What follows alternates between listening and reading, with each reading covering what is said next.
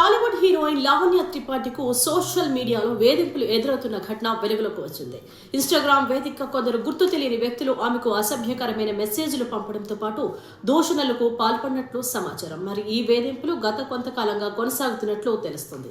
ఈ నేపథ్యంలో తీవ్ర ఆవేదనకు గురైన లావణ్య త్రిపాఠి హైదరాబాద్ లోని సిసిఎస్ పోలీసులకు ఆశ్రయించి అధికారికంగా ఫిర్యాదు చేశారు. తనకు ఇన్స్టాగ్రామ్ ద్వారా వచ్చిన అసభ్య సందేశాలు, దూషణలకు సంబంధించిన స్క్రీన్ షాట్లు మరియు వివరాలను పోలీసులకు అందజేసినట్లు సమాచారం.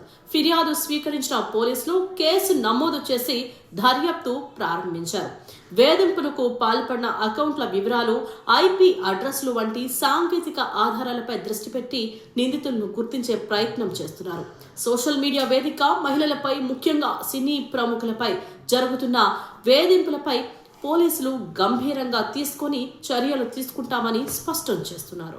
ఈ ఘటనతో మరోసారి సోషల్ మీడియాలో సెలబ్రిటీలపై జరుగుతున్న ట్రోలింగ్ మరియు అసభ్య వ్యాఖ్యల సమస్యపై చర్చ మొదలైంది.